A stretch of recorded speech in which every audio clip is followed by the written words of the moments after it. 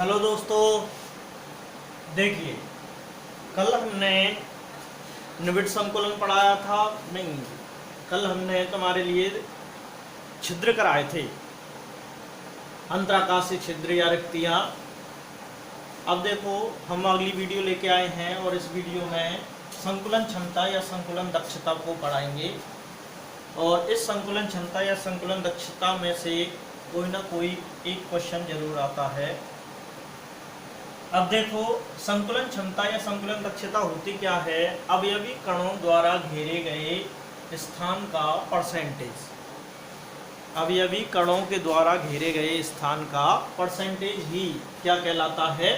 संकुलन क्षमता, प्रतिशत। अब देखो जैसे अब एकक कोष्ठका का आयतन कुछ और होता है और गोलों का आयतन कुछ और होता है। जैसे अपन जनरल उदाहरण लें, एक निश्चित आयतन के तुम 2 डिब्बे लो और एक में रखो तुम लड्डुओं को और एक में रखो बर्फियों को,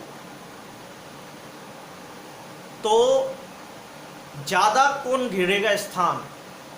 लड्डू घेरेंगे या बर्फी घेरेंगी?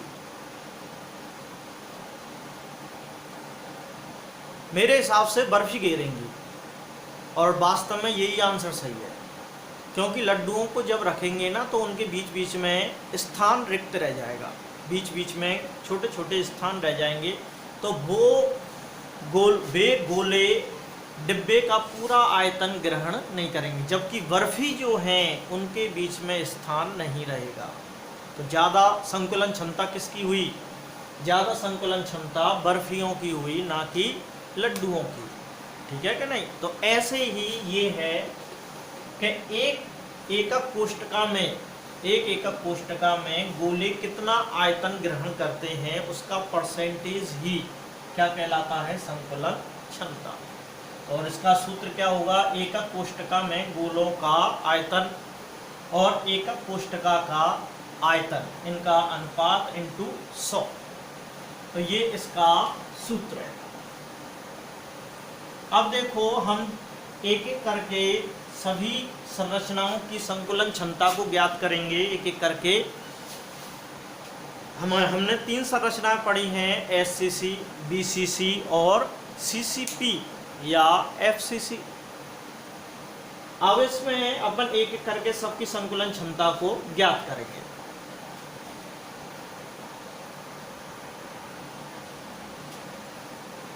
देखिए सबसे पहले अपन सरल घनीय जालक की संकलन क्षमता को ज्ञात करते हैं। इसकी डेरिवेशन 2 बार आ चुकी है। इंपॉर्टेंट रहता है ज़्यादातर डेरिवेशन अगर डेराइव करनी हो संकुलन क्षमता के लिए तो इसी को देता है, क्योंकि ये छोटी है और सबसे सरल भी है। अब इसमें देखो एससीसी जालक की हम संरचना बनाएं तो एससीसी जालक की संरचना क्या होती है? इस तरह से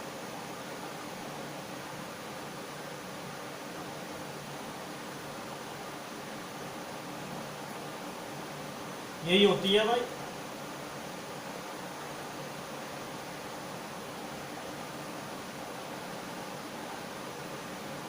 होगी क्या? नहीं,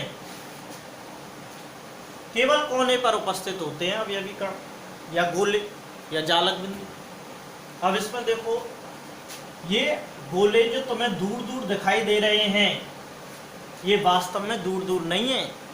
ये गोले जो तुम्हें दूर दूर दिखाई दे रहे हैं ये दूर दूर नहीं है। इनके वास्तविक फोटो वैसे तो मैं यहाँ पे बनाऊंगा ही, और बुक के जो क्वेश्चन है इस वीडियो से अटैच करके नहीं तुम्हारे पास भेज दूंगा। लास्ट में उन सभी फोटो को देख लेना तुम। यहाँ पर अपन देखें तो ये गोले एक दूसरे को दूर दूर नहीं है, ये एक दूसरे को स्पर्श करते हैं। जैसे मैं ये वाला हिस्सा बनाऊं इसका, ये वाला, ठीक है, केवल आगे वाला हिस्सा बना रहा हूं।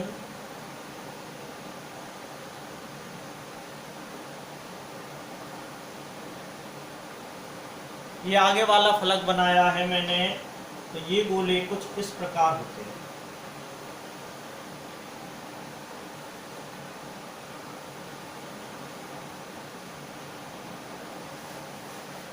इस तरह स्पर्श करते हुए होते हैं, लेकिन हम बना इस तरह से देते हैं। ठीक है, संकुलन क्षमता आए तो इसी तरह से निरूपित करके नहीं, पहले ये बनाओगे फिर ये बना दोगे। ठीक है, इस तरह से बनाओगे। अब यहाँ पे यहाँ से यहाँ तक की जो दूरी है वो क्या है, r। भाई आधा गोला आ रहा है कि नहीं, यहाँ से यहाँ तक की दूरी क्या है, r। और माना घन की जो लंबाई है, घन के कोर की लंबाई, घन के कोर यानी कि घन के किनारे, ये कोर ही है। टोटल कोर कितने होते हैं भाई, 12। और घन में लंबाई चौड़ाई और ऊंचाई कैसी होती है, समान। तो कोर की लंबाई हमने मान ली a। क्या मान ली, a। तो चित्र से स्पष्ट है, यहां पे अपन लिख लेंगे कि माना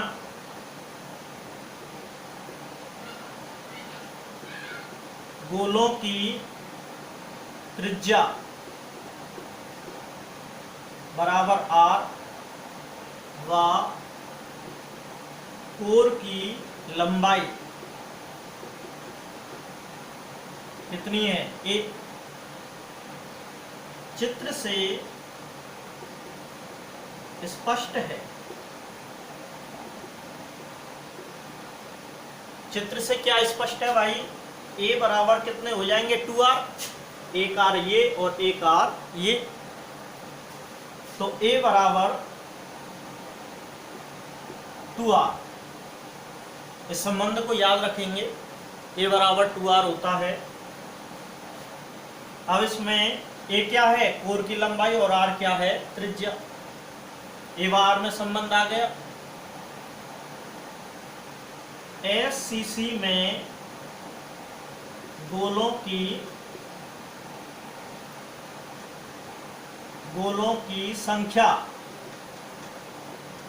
संख्या कितनी होती है, एक होती है ना। अतः गोलों का आयतन,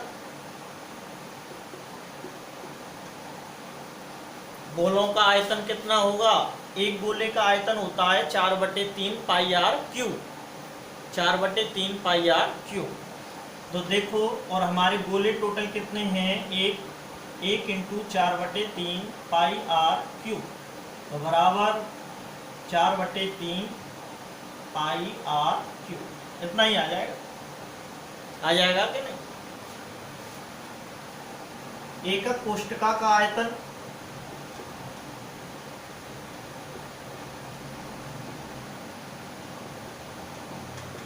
एकक कोष्ठका का आयतन बराबर कितना होगा, a क्यूब होगा कि नहीं, क्योंकि घन का आयतन कितना होता है, लंबाई गुणा चौड़ाई गुणा ऊंचाई। अब यहाँ पे सूत्र लगा देंगे, संकुलन दक्षता या संकुलन क्षमता। संकुलन क्षमता बराबर होगी, एक बार सूत्र जरूर लिखेंगे, गोलों का कुल आयतन बटे एकक कोष्ठका का आयतन इंटू 100।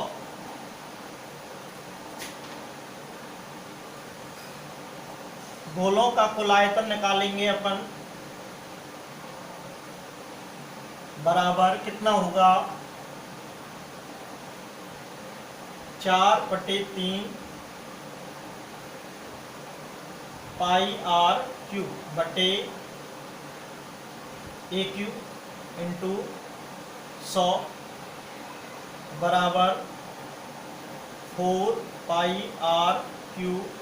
3 नीचे आ जाएगा, 3, और a बराबर क्या है, 2r, यानी कि 2r का होल क्यूब इंटू 100, यानी कि 4 पाई r क्यूब बटे, थोड़ी जगह कम रह गई, चलो यहां तक तो उतारो,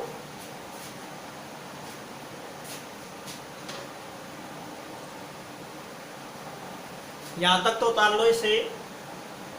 इसके बाद मैं यहाँ से स्टार्ट कर देता हूँ।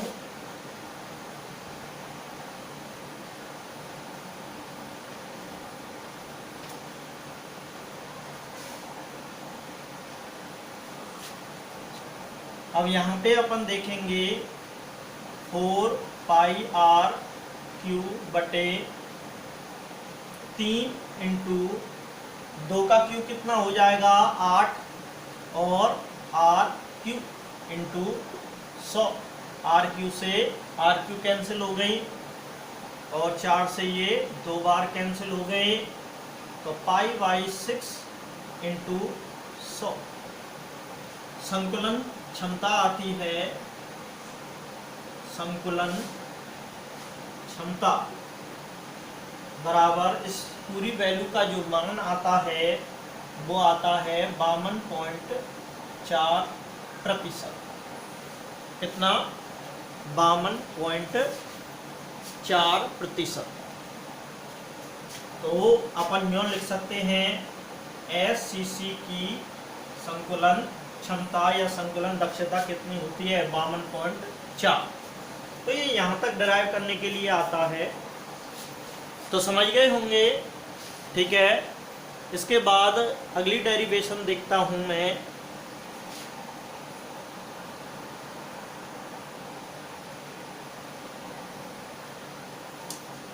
हाँ जी, अब देखते हैं अगले संकुलन क्षमता को अपन। तुम देख रहे होंगे कि यहाँ का जो कालापन था वो गायब हो गया। ये कैसे कर दिया सर ने? मैं केमिस्ट्री पढ़ाता हूँ बेटा, मुझे सारे केमिकलों का ज्ञान है। ठीक है, तो मैं भी बता देता हूँ, कभी ऐसी नौबत आ जाए तो आइसोप्रोपिल अल्कोहल आता है, उससे सारे स्केच मार्कर चाहे परमानेंट हो चाहे कैसा भी हो सब साफ हो जाता है। मैं आज मार्केट से लेके आया था उसे। ठीक है, चलो बात देखते हैं मुद्दे की। फलक केंद्रित घनीय एकक कोष्ठका में संकुलन क्षमता। तो फलक केंद्रित संरचना बनाते हैं।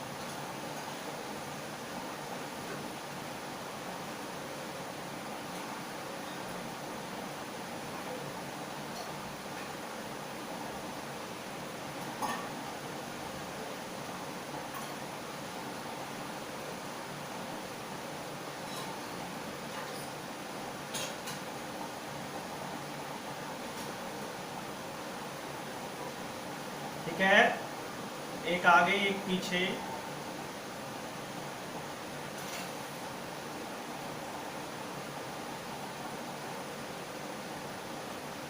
इस तरह से। अब यहाँ पे तुम देख सकते हो ये फलक केंद्रित एकक कोष्ठका है। अब इसमें इसकी और जूम करके देखें अपन तो इसकी संरचना में वास्तविकता क्या है, कौन कौन से गोले इसे स्पर्श करते हैं आपस में, कौन कौन से गोले आपस में स्पर्श नहीं करते। तो इसको देखते हैं जरा। तो देखो, मैं इस फलक को निकाल के दिखा रहा हूं, तो मैं इस फलक को यहां रख रहा हूं।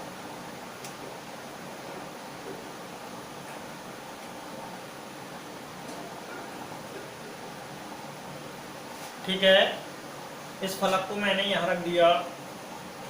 तो इसके सेंटर में एक गोला होगा, इस गोले को स्पर्श करते हुए एक गोला ये होगा, एक गोला ये होगा, एक गोला ये होगा,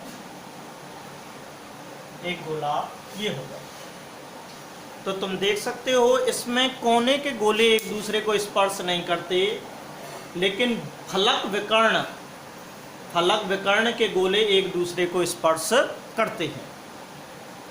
अब यहाँ हम देख सकते हैं यहाँ से यहाँ तक की दूरी हम कितनी मान के चल रहे हैं, 1। अब यहाँ से यहाँ तक की दूरी भी कितनी होगी, 1, क्योंकि लंबाई चौड़ाई और ऊंचाई तीनों कैसी होती हैं फलक के उसमें घन में एक समान रहती हैं। तो अब ये गोले तो एक दूसरे को स्पर्श कर नहीं रहे, लेकिन ये गोले एक दूसरे को स्पर्श कर रहे हैं, तो हम यहाँ से मिलाते हुए एक रेखा खींच देते हैं।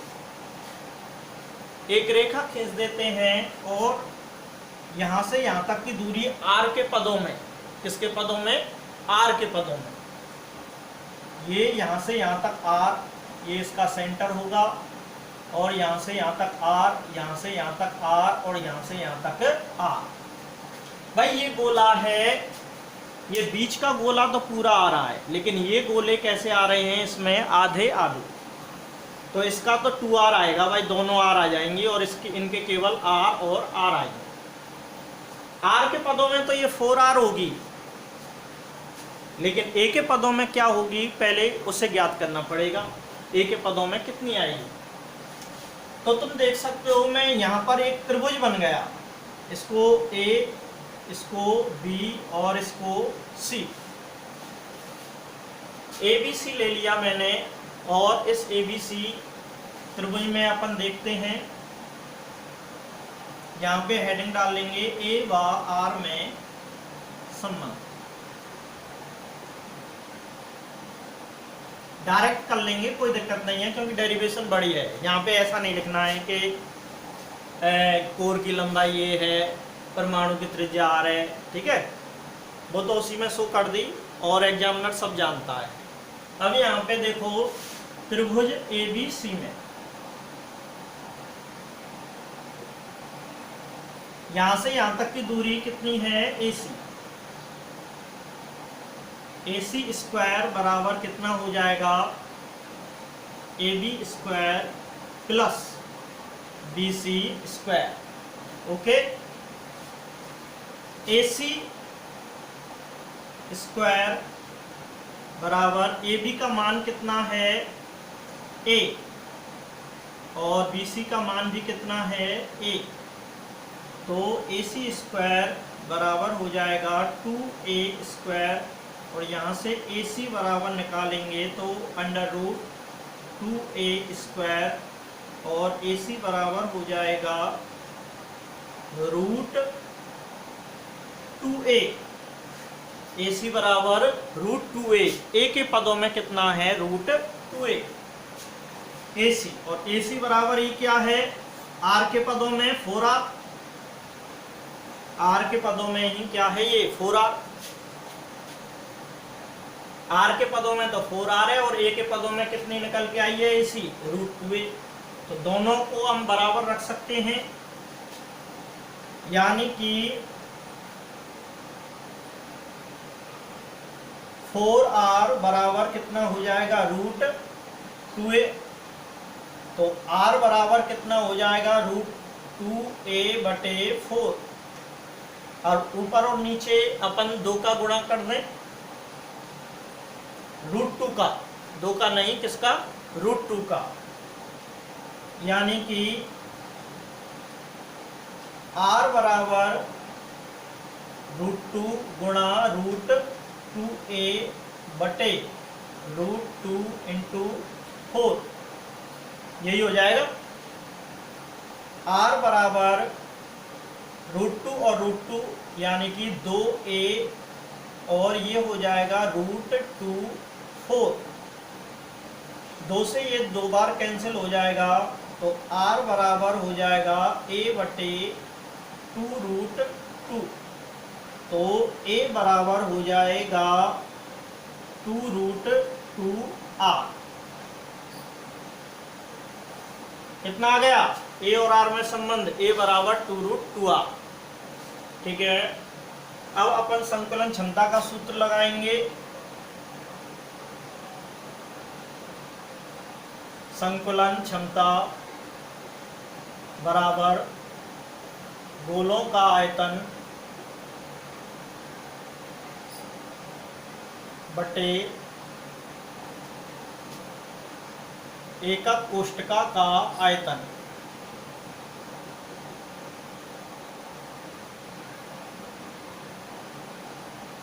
इंटू 100।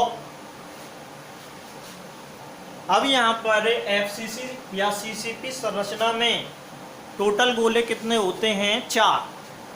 SCC में तो कितने हुए थे, 1, लेकिन यहाँ पर कितने होते हैं 4, और 4 गोले यानी कि 4 का गुणा हमें किससे करना पड़ेगा 4/3 पाई आर क्यू से, यानी कि संकुल गोलों का कुल आयतन आ जाएगा 4 × 4/3 पाई आर क्यू, और इसका एकक कोष्ठका का आयतन तो ए क्यू ही रहेगा इंटू 100, तो बराबर ये हो जाएंगे 4 चौक 16 पाई आर क्यू, और नीचे 3 आ जाएगा, और कोष्टक में ए की वैल्यू कितनी रख देंगे 2√2r, 2√2r और इसका क्यू इंटू 100, यानी कि 16 पाई आर क्यू बटे 3 इंटू 2 का क्यू कितना हो गया 8, और √2 का कितना हो गया 2√2, और r का कितना हो गया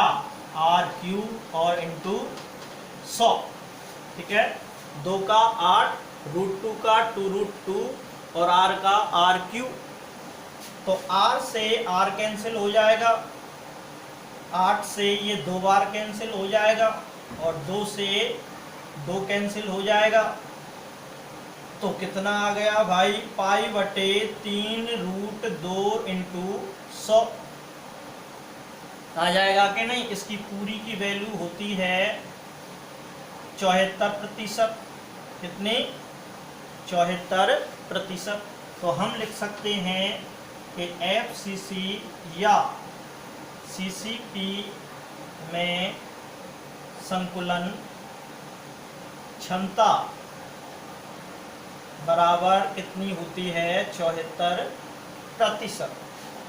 ठीक है, इसको ऐसे कैसे याद रखना, और डायरेक्ट ही मान पूछे जाते हैं।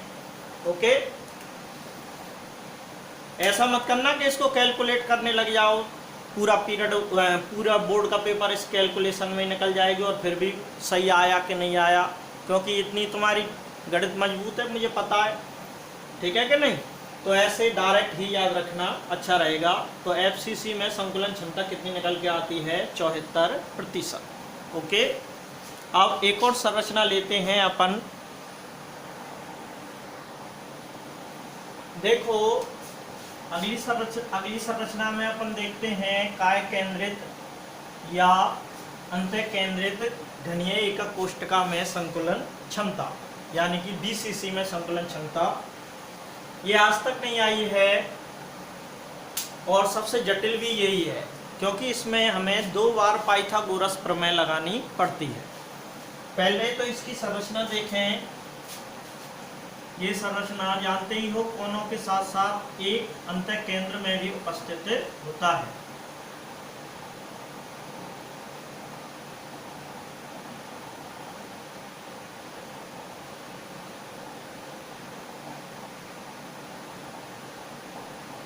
ठीक है, एक अंतः केंद्र डार्क करूं क्या, मैं जानते हो यार तुम समझदार हो।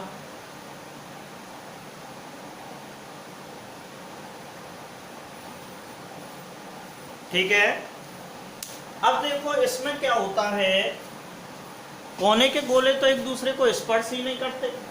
कोने के गोले तो केवल और केवल किसमें स्पर्श करते हैं SCC में, और किसी में स्पर्श नहीं करेंगे। एक तो SCC में स्पर्श करते हैं और एक षटकोणीय में करते हैं HCP में। ठीक है, पर वो हमारे सिलेबस में नहीं है।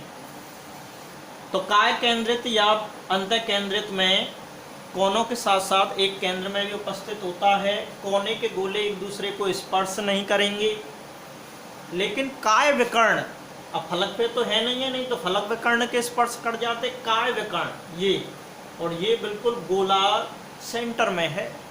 किसमें है, सेंटर में। ठीक है, काय विकर्ण के गोले एक दूसरे को स्पर्श करेंगे, मतलब इसका पिछला होगा तो इसका अगला होगा। मतलब तुम देख सकते हो यहाँ पे हमने पीछे वाला बिंदु लिया है तो नीचे वाले का आगे वाला बिंदु लेंगे, और अगर तुम यहाँ से आगे वाला लोगे तो इसका कौन सा लोगे, पीछे वाला। जैसे मैं यहाँ से अगर यूँ खींचूँ, इसको देखें तो एक ये अगर इस वाले को लोगे तो एक इस वाले को लोगे, यूँ इस तरह से। अगर इसको लेंगे तो फिर इसको लेंगे, मतलब एक कोने का आगे वाला गोला लेंगे तो दूसरे कोने का पिछला वाला गोला लेंगे, ऐसे चलता है। तो टोटल काय विकर्णों की संख्या कितनी होती है? 4, 1 और 2 और 3 और 1, 4, ऐसे। तुम कमरे में ही लगा लेना, तुम कमरे में ही लगा लेना, एक ऊपर वाला ये तो एक नीचे वाला ये, ठीक है, ये और ये, यानी कि इस तरह से यूँ, एक तो ये हो गई और एक नीचे से हो जाएगा यूँ, 2 काय विकर्ण हो गई कि नहीं? ओके, ऐसे ये यहाँ से अपने कमरे में करके देख लेना, ऐसे नीचे वाले कोने को उधर साइड के ऊपर वाले कोने से मिला के देखना, इसको कहेंगे काय विकर्ण, ठीक है। ऐसे तुम टोटल करोगे ना, जब 4 विकर्ण बन जाएंगे, केवल 4 ही बनते हैं, और काय विकर्ण का गोला अन्य किसी को स्पर्श नहीं करता है, ध्यान रखना, क्योंकि वो भीतर ही रहता है। अब देखो मैं इसको जूम करके दिखाता हूं थोड़ा सा, कैसी स्थिति होती है इन गोलों की। देखो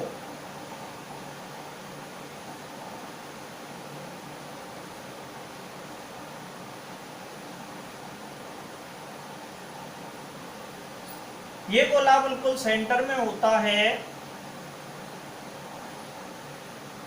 ठीक है।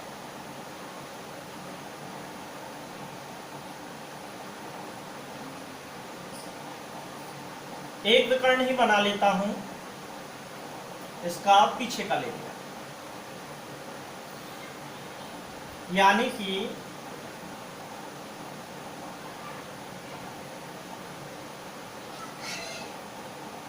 इस तरह से, ठीक है।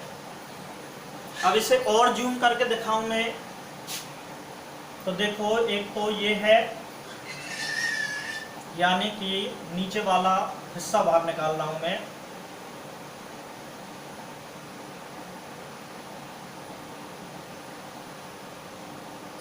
ये वाला हिस्सा बाहर निकाला है, और एक इस लाइन को खींचता हूं, ठीक है, और एक इस वाली लाइन को खींच रहा हूं।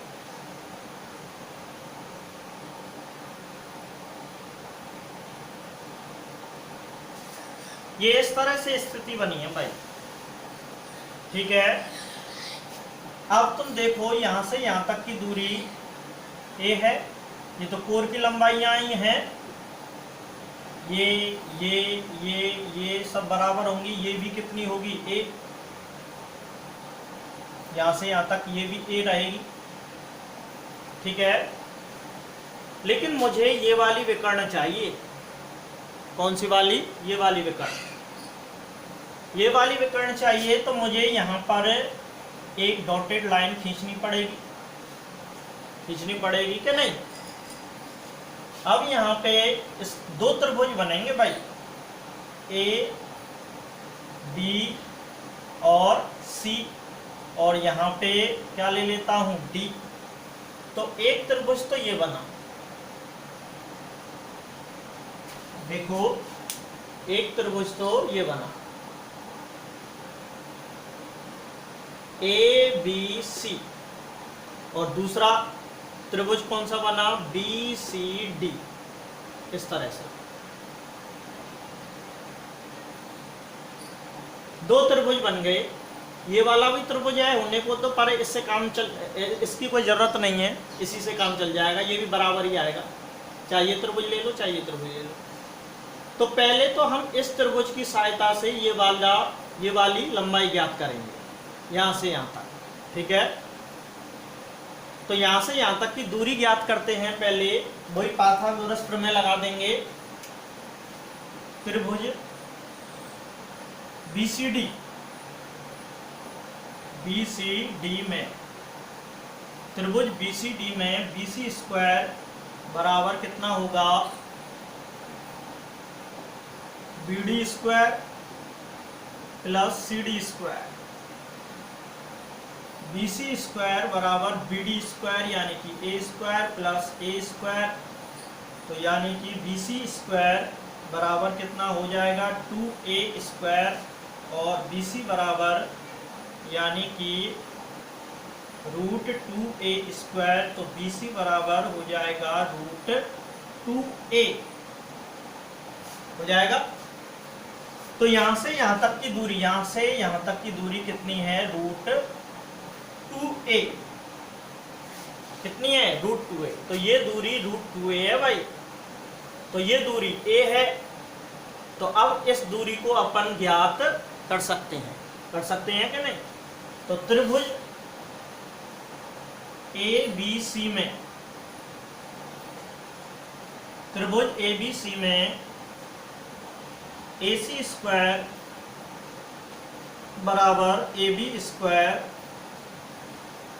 प्लस BC स्क्वायर, तो AB A और B कितनी है A स्क्वायर प्लस BC कितनी है √2A का स्क्वायर, यानी कि A स्क्वायर प्लस √2 का कितना हो जाएगा 2A स्क्वायर।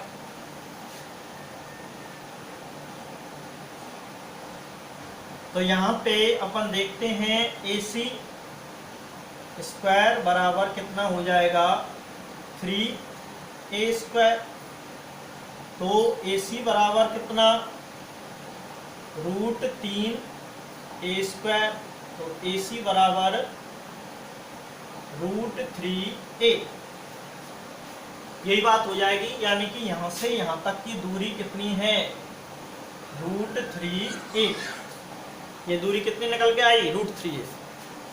AC बराबर √3A, A के पदों में ये कितनी दूरी है √3A।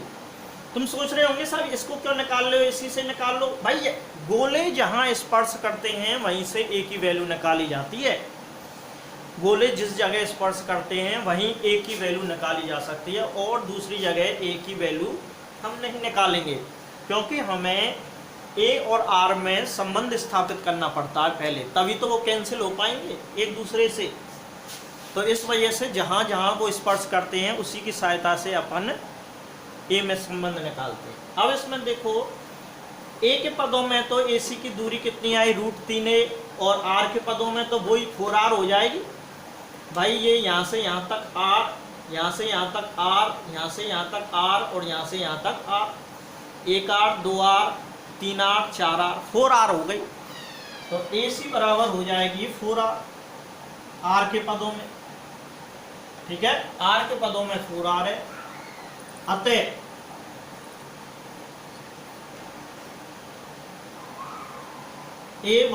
अतः अपन लिख सकते हैं कि √3A बराबर कितना हो जाएगा 4R, तो A बराबर 4R बटे √3, ये संबंध आ गया A और R में, आ गया कि नहीं।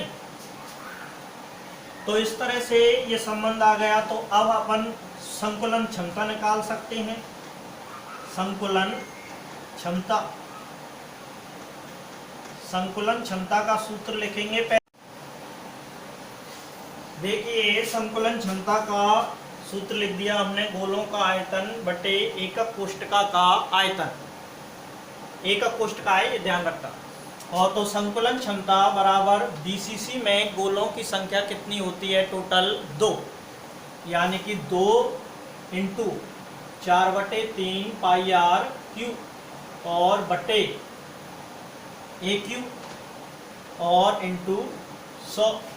तो यहाँ से और सॉल्व करेंगे, 4 दूनी 8 और πr³ और बटे 3 नीचे आ जाएगा, और A और R में संबंध निकाल लिया था हमने 4R बटे √3, यानी कि 4R बटे √3 का होल क्यूब और इंटू 100, तो 8 πr³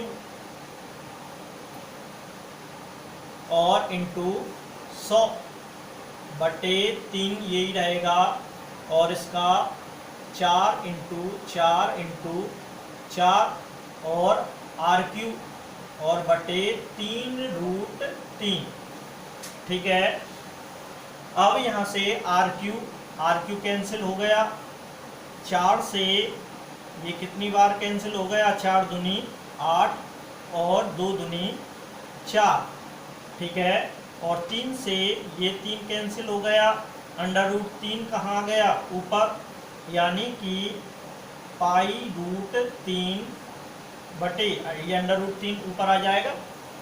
सॉल्व कर लेना भले घर पे, π√3 और 4 दूनी 8 आ जाएगा ये, और इंटू 100 ये वैल्यू निकल के आएगी। और इस वैल्यू का जो आंसर आएगा वो कितना आएगा, 68%। तो बीसीसी में संकुलन क्षमता कितनी आई, 68%। तो कर सकते हैं इसे इसी तरह से, ये आंकिक वैल्यू ही आई थी। अब देखो, अब ये वैसे तो याद हो जाए तो अच्छी बात है, लेकिन इसकी ट्रिक बता देते हैं अपन।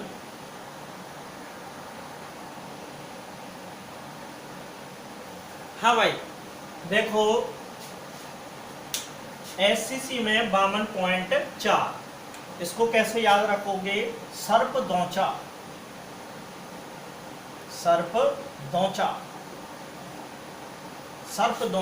सर्प को दौच दिया है, ठीक है क्या नहीं, सर्प दौचा, इसका क्या क्या अर्थ लगाओगे। सर का मतलब हो जाएगा सरल, यानी कि सरल घनीय जालक की बात हो रही है। पा का मतलब हो जाएगा 5, और 2 का मतलब हो जाएगा 2, और चा का मतलब हो जाएगा 4, यानी कि 52.4। पॉइंट अपनी तरफ से लगा लेंगे, है क्या नहीं। अब तुम ये कहोगे सब पॉइंट को ट्रिक में लेके आओ, नहीं, थोड़ा दिमाग भी लगाना है। सर्प दौचा इस हिसाब से देख लेंगे। अब इसकी ट्रिक क्या बनेगी, छठी में बस्सी, एक बस्सी नाम का बच्चा है, उसमें वो किसमें है, छठी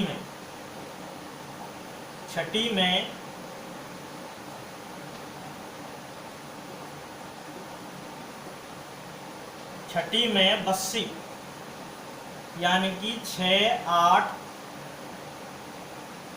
बीसीसी, बस्सी का मतलब क्या है, बीसीसी, 6, 8 68% बीसीसी में। और इसकी क्या ट्रिक बनेगी, सच्चा फल, क्या बनेगी, सच्चा फल, ट्रू फ्रूट्स, सच्चा फल। सा माने 7 और चा माने 4, और फल माने फलक, फलक केंद्रित में कितनी होती है, 74%। तो इस तरह से याद कर लेंगे, और अगर वैसे ही याद हो जाए तो अच्छी बात है। देखो इन सभी को एक साथ लिख लेते हैं, एक चार्ट बनाते हैं अपन।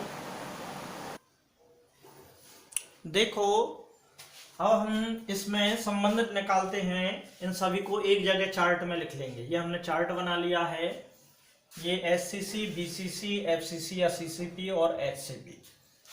एचसीपी भी ले ली है जनरल नॉलेज के लिए, ठीक है।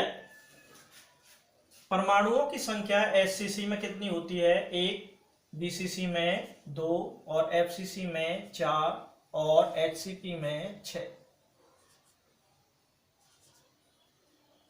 ठीक है। उपसय संयोजन संख्या कितनी होगी, एचसीसी में 6, बीसीसी में 8, एफसीसी में 12, और एचसीपी में 12, ठीक है। ए व आर में संबंध, इसमें एचसीसी में ए बराबर 2r, और बीसीसी में ए बराबर 4r/√3, और एफसीसी में ए बराबर 2√2r, और एचसीपी में ए बराबर 2r, ठीक है। संकुलन क्षमता देखें, एचसीसी में 52.4%, बीसीसी में 68%, एफसीसी में 74%, और एचसीपी में भी 74%। यही आए, ठीक है। इस चार्ट को ऐसे की ऐसे ही बना लें। देखो यहाँ से कितने कौन कौन से क्वेश्चन पूछे जा चुके हैं, अभी जानकारी देते हैं। देखो ये बोर्ड में क्वेश्चन आए हुए हैं, इन क्वेश्चनों को तुम सॉल्व कर सकते हो। देखो, यह मानते हुए कि गोले एक दूसरे को स्पर्श करते हैं तो एससीसी में संकुलन क्षमता की गणना करो। एससीसी में संकुलन क्षमता की गणना करनी है, पूरी गणना, ठीक है। यही क्वेश्चन दूसरी बार बोर्ड में ऐसे आया था कि सरल घनीय जालक की संकुलन क्षमता ज्ञात करो, पूरी कैलकुलेशन करनी थी। इस बार आया था ये काय केंद्रित घनीय एकक कोष्ठका की संकुलन क्षमता का मान लिखो, केवल मान लिखना था। काय केंद्रित बीसीसी छठी में 80 यानी कि 68%। षटकोणीय एकक कोष्ठका के अक्षीय कोण लिखो, लिख सकते हो। कृंताक्ष की अक्षीय दूरी व अक्षीय कोण लिखो, लिख सकते हो। ये सारे बोर्ड के क्वेश्चन हैं, ठीक है। इन्हें नोट कर लेंगे और इनके आंसर लिख लेंगे। ओके, चलो आज के लिए इतना ही काफ़ी है। और इससे रिलेटेड जो फ़ोटो हैं और पिछली वीडियो के भी फ़ोटो मैंने सेंड नहीं किए थे, इसमें लिंक करके मैं भेज दूंगा। ओके।